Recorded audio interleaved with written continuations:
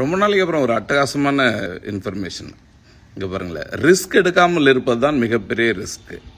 Grand கார்டோன்னு ஒருத்தர் எழுதியிருக்காரு பேப்பரில், நேற்று பேப்பரில் வந்த செய்தி. அதில் ஒரு 20 இம்பார்ட்டன்ட் இன்ஃபர்மேஷன் கொடுத்துருக்காங்க.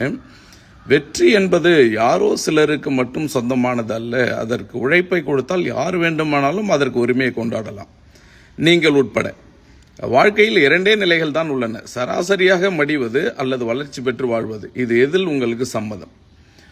உங்கள் வளர்ச்சிக்கான நேரத்தையும் பணத்தையும் நீங்கள் முதலீடு செய்யாவிட்டால் எதிர்காலத்தில் உங்களிடம் பணமும் இருக்காது, உங்களிடம் நேரமும் தோன்றாது. முதலில் பொறுப்பை ஏற்றுக்கொள்ளுங்கள், பிறகு மற்றவற்றை பார்த்துக்கொள்ளலாம். இதுவே போதும் என்ற எண்ணம் கொண்டவர்கள் ஒருபோதும் முன்னேற முடியாது. சிறையில் வாழ்வதை விட கொடுமையானது அந்த முன்னேற்றமற்ற வாழ்க்கை. பொருளாதாரம் எப்போதும் பிரச்சனை இல்லை, அப்படி நினைக்கும் உங்கள் மனம்தான் பிரச்சனை. பணக்காரர்கள் ஏதோ ஒரு விபத்து போன்று பணக்காரர்கள் ஆகிவிடுவதில்லை, அதுபோல ஏழைகளும் எதிர்பாராத நிகழ்வுகளால் ஏழைகளாகவே இருந்து விடுவதில்லை. எல்லாவற்றுக்கு பின்னாலும் கடுமையான உழைப்பும் உழைப்பின் மீதான மறுப்பும் இருக்கின்றது. உங்கள் மதிப்பு என்பது நீங்கள் உங்கள் மீது செய்த முதலீட்டை பொறுத்தே அமைகின்றது. வெளியேறியவர்களிடமிருந்து ஆலோசனை கேட்காதீர்கள்.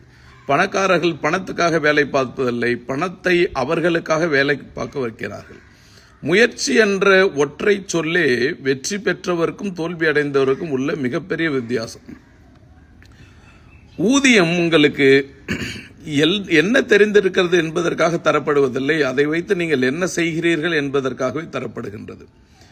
தோல்வி என்பது வெற்றியின் எதிர்மறை நிகழ்வு அல்ல, வெற்றியின் ஒரு பகுதியே. உழைப்பவருக்கு 2ம் ஒன்றுதான். நீங்கள் அதிர்ஷ்டசாலியாக இருக்க வேண்டிய அவசியம் இல்லை, தொடர் உழைப்பாளராக இருந்தால் போதும் வெற்றியை எட்டி பிடிக்கலாம். புதிதாக ஒன்றை தொடங்குவதற்கு உகந்த நேரம் என்று எதுவும் கிடையாது. முதலில் தொடங்கிவிடுங்கள், பிறகு உகந்த நேரத்தை உருவாக்குங்கள். உங்கள் பிரச்சனை ஒரு பிரச்சனையே இல்லை, எப்படி எதிர்கொள்கிறீர்கள் என்பதில் அடங்கியிருக்கிறது பிரச்சனை. எல்லாரையும் போலவே ஒரே நேர்கோட்டில் சிந்திப்பதுதான் நீங்கள் செய்யக்கூடிய மிகப்பெரிய தவறு. வெற்றியாளர்கள் போட்டி போடுவதில்லை, களத்தை ஆளுமை செய்கிறார்கள். எங்கே வேண்டுமானாலும் இட்டுச் செல்லட்டும் என்ற தைரியத்தோடு ஒவ்வொரு சூழலையும் அணுகுங்கள். ரிஸ்க் எடுக்காமல் இருப்பதுதான் இருப்பதிலேயே மிகப்பெரிய ரிஸ்க். எனக்கு 2-3 விஷயம் இதில் பிடிச்சிருந்தது. எல்லாமே மோஸ்ட் இம்பார்ட்டன்ட் லைன். கொஞ்சம் ஒரு லைனாக பொறுமையாக அழகாக கவனிங்க.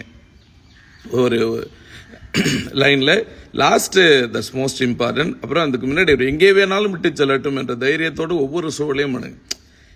என்ன வேணாலும் ஆகட்டும் அப்படின்னு கெத்த பயங்கரமாக ஸ்டார்ட் பண்ணுறது தான் மிகப்பெரிய வெற்றியை தரும். அப்புறம் எல்லோர் போலும் ஒரே நேர்கோட்டில் சிந்திப்பது தான் நீங்கள் செய்யக்கூடிய மிகப்பெரிய தவறு. கொஞ்சம் வித்தியாசமாக யோசிச்சு லைஃப் அடுத்த கட்டத்துக்கு லீட் பண்ணு. இது காம்படிட்டிவ் எக்ஸாம் எழுதுறவங்களுக்கு all the best for your future. இது நேற்று ஹிந்து பேப்பர், தமிழ் ஹிந்து. நன்றி.